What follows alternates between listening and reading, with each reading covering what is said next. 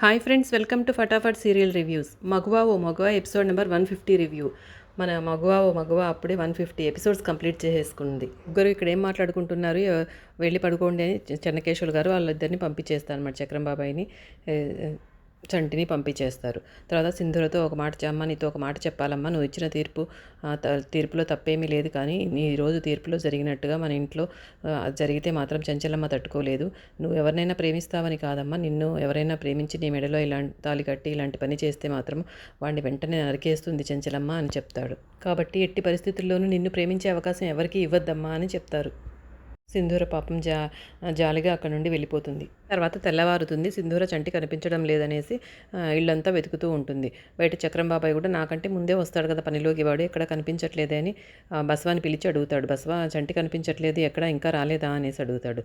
వాడు వాళ్ళ అమ్మని చూడాలని రాత్రంతా కలవరిస్తూనే ఉన్నాడు, నిద్రపోలేదు మామ అసలు, వాళ్ళ అమ్మని చూడాలని చెప్పి పొద్దున్నే వాళ్ళ ఊరికి బయలుదేరి వెళ్ళిపోయాడు అని చెప్తాడు. చంటిని ఇంటి ముందర చూసేసరికి వాళ్ళమ్మ చాలా సంబరపడిపోతుంది అనమాట. చంటి ఎందుకు వచ్చావు నాన్న, ఇంత పొద్దున్నే వచ్చేసావు, నన్ను చూడాలనిపించిందా, నా కోసమే వచ్చావు కదా అని అడుగుతుంది.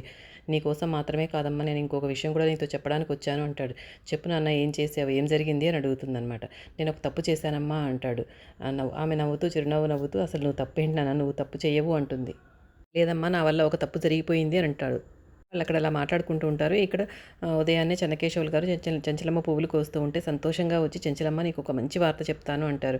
నేను ఒక సంబంధం గురించి చెప్పాను కదా, వాళ్ళకి నేను ఫోన్ చేసి మాట్లాడాను, వాళ్ళు రమ్మన్నారు, నేను వెంటనే వెళ్ళి మాట్లాడి అన్నీ తెలుసుకొని వస్తాను, ఆ తర్వాత నువ్వు వెళ్దువు అని చెప్తాడనమాట. లేదండి, ముందు నేనే వెళ్ళి అన్ని కనుక్కొని వస్తాను అని చెంచలమ్మ నేనే వెళ్తాను అని నిర్ణయం తీసుకుంటుంది. నేను సింధూరమ్మాయి గారి మెడలో తాళి కట్టానమ్మా అని చెప్తాడు చంటి వాళ్ళమ్మకు. అంతే, వాళ్ళమ్మ చాలా షాక్ అయిపోతుంది. ఏం చేయాలో అర్థం కాదు ఆవిడకి. నేనేం కావాలని కట్టలేదమ్మా, అది ఆపద్ధర్మం కోసం కట్టాను అంటాడు చంటి. జరిగిందంతా, ఏ పరిస్థితుల్లో సింధూర మెడలో తాళి కట్టాల్సి వచ్చిందో జరిగిందంతా వివరించి చెప్తాడనమాట. ఆ రోజు కొండకు వెళ్ళింది, అక్కడ పూజ చేసింది, చెంచలమ్మకు విషప్రయోగం జరిగింది, ఇదంతా చెప్తాడనమాట. వాళ్ళమ్మ ఆశ్చర్యంగా వింటూ ఉంటుంది అవన్నీ.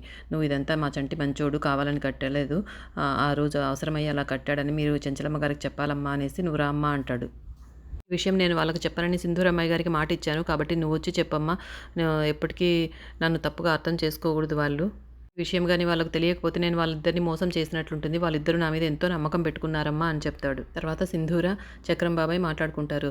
చంటి ఊరు వెళ్ళాడంటే వాళ్ళ అమ్మగారితో ఈ విషయం చెప్పేస్తాడంటే, వాళ్ళమ్మ పెద్దవాళ్ళకి ఈ విషయం తెలియకుండా ఉండకూడదంటే వచ్చి చెంచలమ్మ గారికి నిజం చెప్పేస్తాడు చంటి. ఎలా ఆపాలి ఇప్పుడు చంటిని అని సింధూర భయపడుతూ ఉంటుంది.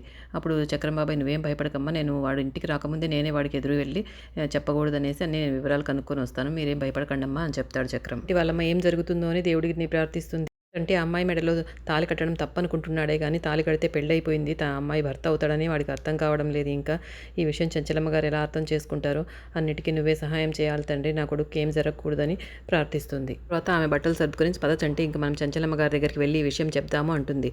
అవునమ్మా, నువ్వు చెప్తే ఆమె బాగా వింటారు అని చెప్తుంది. ఇందులో ఆమె వినడానికి, అర్థం చేసుకోవడానికి ఇంకా ఏముందిరా, ఒక మగవాడు ఒక ఆడదాని మెడలో తాళి కట్టాడంటే అది పెళ్ళైనట్టే అంటుంది. దాంతో చంటి వాళ్ళమ్మ కూడా పెళ్ళైపోయింది అంటుంది అనేసి ఆశ్చర్యపోతాడు. నువ్వు ఆ అమ్మాయి మెడలో తాళి కట్టావు కాబట్టి ఎవరు అవునన్నా కాదన్నా ఆ అమ్మాయి గారు నీకు ఇంకా భార్యే అంటుంది. అంటే ఇప్పుడు అమ్మగారు వాళ్ళు కూడా దీన్ని పెళ్ళిలాగే అనుకుంటారా అమ్మ అంటారు. వాళ్ళే కాదు, ఎవరైనా సరే పెళ్ళి అనుకోవాల్సిందే అంటుంది వాళ్ళమ్మ. అలాంటప్పుడు అమ్మాయి గారి మెడలో నాలాంటి పనివాడు పెళ్ళి తాళిబొట్టు కట్టాడంటే అమ్మగారు ఒప్పుకోరు కదమ్మా అని భయపడతాడు. సరే, నువ్వు తాళి కట్టిన తర్వాత సింధూర అమ్మాయి గారు ఏమన్నారు అని అడుగుతుంది. ఏమనలేదమ్మా, నేను తాళి తీసేయమన్నా కూడా తను తీసేయలేదు, ఎవరికి కనిపించకుండా దాచిపెట్టుకొని తిరుగుతున్నారు అమ్మాయి గారు అని చెప్తాడు. అంటే తన మెడలో తాళి కట్టిన వాడి తాళి తీసేయలేదంటే ఇష్టంగానే ఉంది, ఈ పెళ్లి తనకి ఆమోదమే అనుకుంటుంది. నువ్వు వెళ్ళి బస్సు ఎప్పుడుందో కనుక్కోనరా, చెంచలమ్మ గారితో ఏం మాట్లాడాలో నాకు అన్నీ తెలుసు, పద మనం వెళ్దాము అంటుంది. ఇక్కడ సింధూర కూడా భయపడుతూ బాధపడుతూ ఉంటుంది. చంటి ఎందుకు ఊరు వెళ్ళాడు, మరి వెళ్ళిన వాడు తిరిగి వస్తాడా లేదా, రాకపోతే నా పరిస్థితి ఏంటి, ఇక్కడ నేను అత్తమ్మేమో పెళ్లి చూపులు చూస్తోంది, పెళ్లి కొడుకుని వెతుకుతూ ఉంది, నేను ఇప్పుడు అత్తమ్మకి ఈ విషయం చెప్పాలా లేదా అని పాపం సతమతం అవుతూ ఉంటుంది. చెంచలమ్మ సింధూరని పిలిపించి, రా సింధూర ఇక్కడ కూర్చోమ్మ, నీకు ఒక మంచి విషయం చెప్పాలి అంటుంది. ఏంటత్తమ్మ అని అడుగుతుంది చెంచలమ్మ. ఈరోజు నీకు పెళ్లి సంబంధం చూడడానికి వెళ్ళాము, అబ్బాయి చాలా బాగున్నాడు, చాలా బుద్ధిమంతుడిలాగా కూడా అనిపిస్తున్నాడు, అన్నిట్లోనూ నీకు సరిజోడిలాగా అనిపిస్తున్నాడు అని చెప్తుంది. త్వరలోనే అబ్బాయిని నేను చూసుకోవడానికి పిలిపిస్తాను, నీకు కూడా నచ్చాడంటే వెంటనే మాత్రం ఆలస్యం చేయకుండా ముహూర్తాలు పెట్టిచ్చేస్తాను పెళ్లికి అంటుంది. తర్వాత చెంచలమ్మ చంటి కనిపించట్లేదంటే అని చంటి చంటి అని పిలుస్తుంది. అప్పుడు చక్రం చెప్తాడనమాట, నిన్న సింధూరమ్మాయి గారు చంటి భోజనం చేయలేదని కొంచెం కోప్పడ్డారు, అందుకని అలిగి వాళ్ళమ్మ దగ్గరికి వెళ్ళిపోయాడు, వాళ్ళమ్మని చూడాలని అంటుంది. వాడు ఇంతే చిన్నపిల్లాడిలాగా అలుగుతాడు అంటుంది చెంచలమ్మ. ఇప్పుడు చెన్నకేశవులు గారు నాకు కొన్ని మూలికలు అవసరం ఉన్నాయి, వాళ్ళ ఊరి వైపు నేను వెళ్తున్నాను, నేను దగ్గరుండి వాడిని తీసుకొస్తాను, వాడు కానీ ఉన్నాడంటే సుందర పెళ్లి పనుల్లో చాలా బాగా అన్నీ జరిగిపోతాయి చకచక, నేను తీసుకొస్తానులే చెంచలమ్మ అని చెప్తారు. తర్వాత తెల్లవారుతుంది.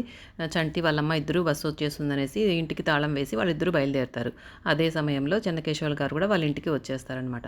సేమ్ లాస్ట్ టైం జరిగినట్టే వాళ్ళు ఇలాగా వీధి చివర ఇలా తిరుగుతారు, ఆయన వాళ్ళ ఇంటి వైపు వెళ్తాడనమాట. ఈసారి కూడా మిస్ అయినట్లేనేమో చూద్దాం. ఎపిసోడ్ అయిపోతుంది. రేపటి ఎపిసోడ్ అయితే చాలా చాలా ఉత్కంఠంగా ఉండబోతుంది, తప్పకుండా చూడండి.